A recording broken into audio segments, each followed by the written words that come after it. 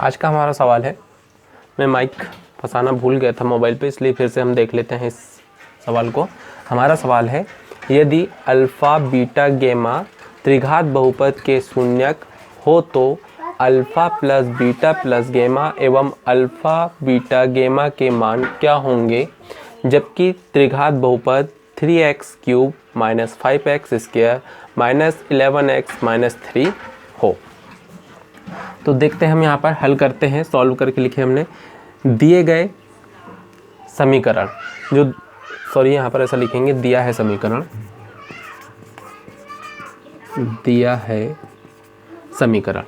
है हमको 3x³ - 5x² - 11x - 3 = हम 0 मान लेंगे।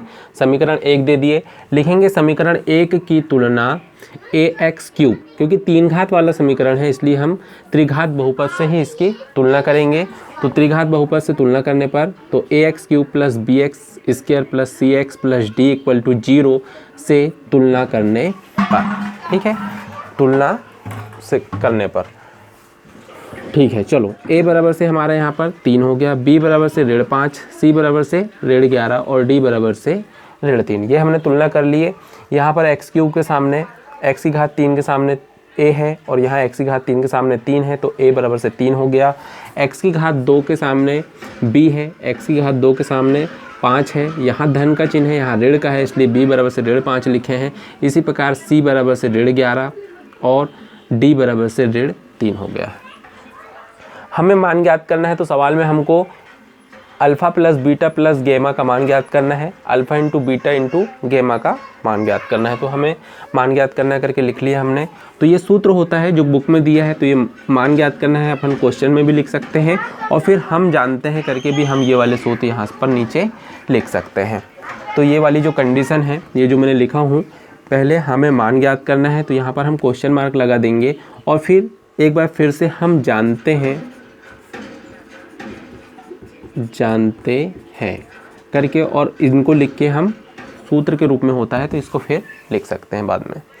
तो सूत्र से होता है alpha plus beta plus gamma बराबर से -b/a, alpha into beta plus beta into गेमा प्लस गेमा इंटू अल्फ़ा बराबर से होता है c/a, alpha into beta into गेमा बराबर से होता है -d/a।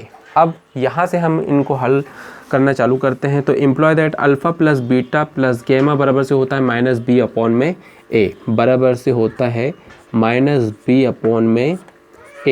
इसका मान हम रखते हैं यहाँ पर, ये सूत्र वाला ऋण हम पहले लिख लेंगे। b का मान हम यहाँ से देखेंगे, 5 है, तो 5 को हमने कोष्टक के अंदर लिखे हैं ताकि हमको पता चल जाए कि b का मान कितना है। और बटे में a का मान कितना है, तो 3 है, बराबर से। अब यहाँ ऋण और ऋण का गुणा होगा तो धन हो जाएगा, और 5 जैसे का वैसा और बटे में 3 भी जैसे का वैसा,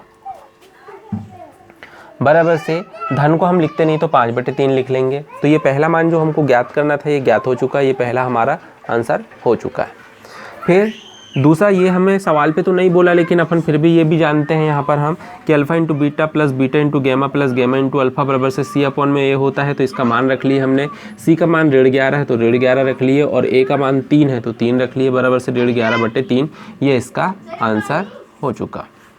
इसी प्रकार अल्फ़ा इंटू बीटा इंटू गेमा बराबर से होता है -d/a, बराबर से ये ऋण पहले से यहाँ सूत्र में है तो ऋण हमने लिख लिए। d का मान देख रहे हैं तो d का मान हमारे यहाँ से 3 है तो 3 रख लिए, और बटे में a, ये हो गया। बराबर से ऋण और ऋण का गुणा होगा तो फिर से धन हो जाएगा, और बटे में 3 जैसे का वैसा। जब ये कैंसिल हो जाएंगे तो 1/1 हो जाएगा, 1/1 और 1/1 को हम 1 लिख सकते हैं। तो यही हमारे अभिष्ट हल है। तो हमें इसका मान ज्ञात करना था, इसका आंसर 5/3 हो गया। हमें इसका मान ज्ञात करना था, इसका आंसर हमारा 1 हो गया। यही अभिष्ट हल है। जहाँ ना समझ में आए वहाँ वीडियो को पॉज करके आप फिर से समझ सकते हैं। धन्यवाद।